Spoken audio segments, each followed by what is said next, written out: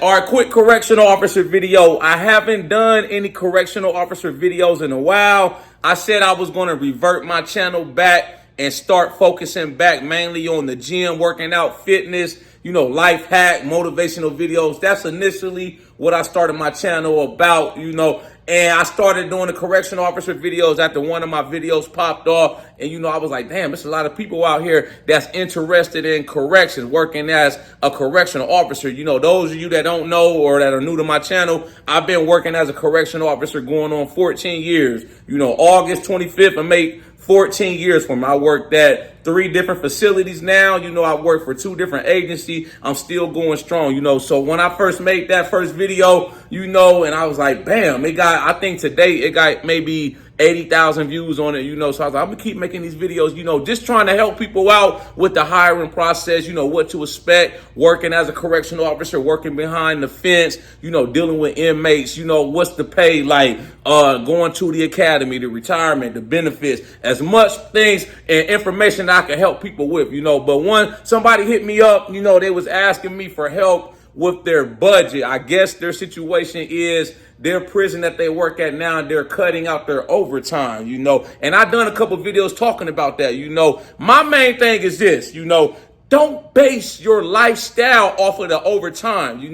If you coming into corrections, right, when they tell you your salary, you go in for your interview, they say, this is what your salary is going to be. 9 times out of 10, that's not the case. That's not what your salary is going to be. What do I mean by that? There's so many opportunities to work extra shifts, pick up extra shifts because we're so short-staffed. Nationwide, you can look at any agency, man. I guarantee you there's opportunities to work overtime shifts. The prison I'm at right now, you could work overtime every day. You could damn near triple your salary. My base pay right now, like I said, I got a little bit time in. So, you get pay increases as you work and, you get years in service. I think my base pay right now was like 71,000 and some change. 71,000 a year is my base salary, right? That's without any overtime. But the last probably damn near 10 years, I've made well over 6 figures every year working extra overtime shifts. You know what I'm saying? But I always try to stress this. Don't never base your lifestyle off of that overtime. You making a lot of extra money. Don't go out and try to buy the fanciest apartment you could get or buy the biggest house you can buy or, try to finance or lease the most expensive car on the car lot, man, because you got to factor in, your prison or facility that you work at, they may cut out the overtime. They may find a way to cut out the overtime. Upper management, let's get it clear. Let's keep it 100. I'm going to keep it all the way 100 with y'all. I never come on here and bullshit none of y'all, man. If you've been rocking with me for a minute, I never come on here sugarcoating none. I tell you it like it is. The upper management, the people that's up, the higher ups, the powers that be, they don't want us to make all that money. Let's get it clear, man. Because if you making all that money, that's money that the agency has to shell out and pay us. You feel what I'm saying, man? They would rather us just make our base salary. They want us to be fully staffed, but being realistic, working in corrections, man, we're hardly ever fully staffed. The agency that I work for, I'm not going to tell y'all who I work for. If y'all know, y'all been following me, y'all already know who I work for. I'm not saying it anymore because they kind of changed their policy saying that we can't say who we work for. I work for the government. Let's just keep it at that. But, where I'm at, a lot of people are retiring out. It's a lot of people that work there currently that are getting other jobs. So it's like they bring in people, new hires, new officers, man. But it's like it never puts a dent in anything. For instance, you could hire 20 officers, right? Boom. By the end of the year, you probably got 20 to 25 officers that we've lost to retirement. They may have left the agency altogether and got a whole new job. They may have got a new position within the prison. So that's an officer we lost. It's like a never-ending cycle, man. But like I said, don't base your lifestyle off that overtime. I'm going to give y'all a great example of why not.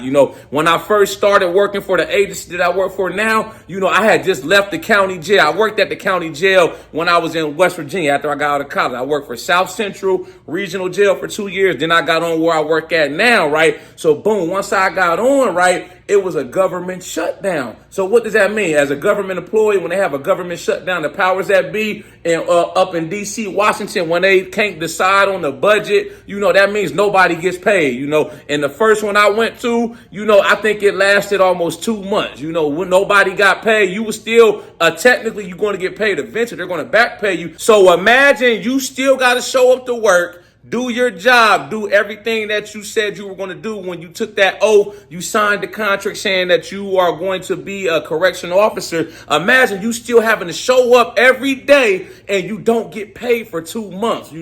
I was a rookie, I wasn't necessarily basing my lifestyle off the overtime. But like I said, I came from the county jail. I didn't have any income coming in, for that whole 2 month period when I was a rookie. The first 2 months, I had, took some of my money from when I worked at the county jail. I took my retirement account. I had cashed that out. So I had a few $1,000s to hold me over my credit cards and stuff until we got paid. But like I said, nobody got paid. And what did I see? I seen people at my job, they were scrambling. I seen people talking about they about to go to the bank and get a loan. They about to get a temporary loan to pay all their bills. There's people like they were panicking, this and that. So after that happened, after we got paid, man, they finally opened the government back up. They agreed on a resolution, a budget, After that, I said, this will never happen to me again. I got on my grind. I got on my hustle, and I took full advantage of the overtime. When I work the overtime, I'm trying to save as much as I can. And I tell all the rookie officers, man, when you coming in the door, try to put 15 to 20% in your retirement account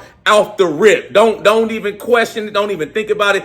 Minimum 15, 20%. If you could do more, even better. I put 20%. No way. I put 22% in my retirement account right now, and all that overtime that I work, where I'm doubling and tripling my salary, I'm being smart with it. I'm being strategic with it. A lot of that money after I pay all my bills, it's a lot of money left over from all those extra shifts. So what do? I take most of that money, right?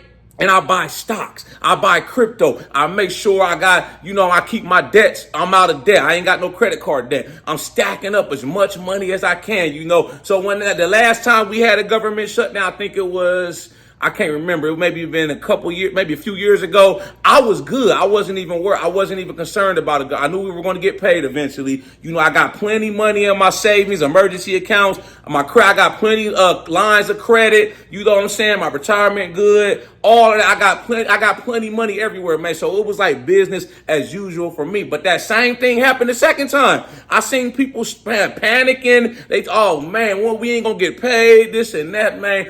As much money as we make, man, especially where I'm at, it's different for every agency, man. But like I say, most agencies, man, whether you work the federal, county, state prisons and jails, man, they got overtime opportunities, man. So all this money that they passing out that you can make, man, you got to be smart with it, man. You can't be out here blowing it on dumb stuff, trying to live high up on the. I'm not saying not to enjoy yourself. You working hard, you working all these extra shifts. You want to enjoy yourself, enjoy your family, the fruits of your labor, take vacations, take the family out to eat, buy some nice things, but you don't want to live above your means.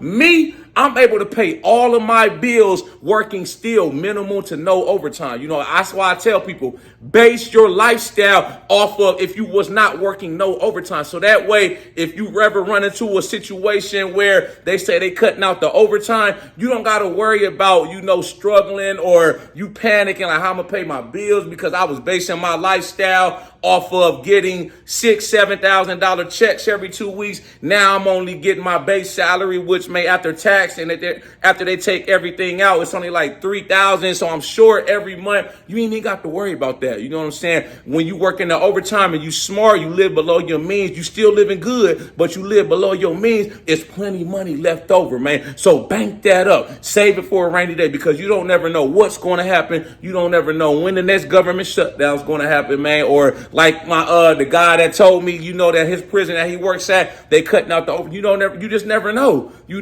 got to prepare for the unexpected. That's why I always try to stay on top of things. I always try to stay financially smart, frugal with my money. I try to make a dollar stretch. I still enjoy myself now. Don't get it twisted. Like I said, I take trips out the country. I go out to eat. I like to smoke my cigars. I like to buy a few things, nice things for myself, stuff like that, man. But it's all about balance, man. You can't tip the scale one way, either way, man. It's got to be balanced out. You know what I'm saying? So I just wanted to come on here and make that video, man, because, that stuck out to me, and I never want to see nobody go through that. But that's the reality of it, man. I see a lot of people all the time, they leasing these fancy cars, $70,000, $80,000, $90,000 cars. They living in a $500,000, $600,000, $700,000 house, trying to ball out, and I'm not saying, I don't judge nobody. I'm not talking about them. I'm just telling y'all how it is. You know what I'm saying? Don't base your lifestyle off the overtime, man, because you never know when they're going to try to cut it short. There's been times where I work at now, they may hire a whole bunch of new officers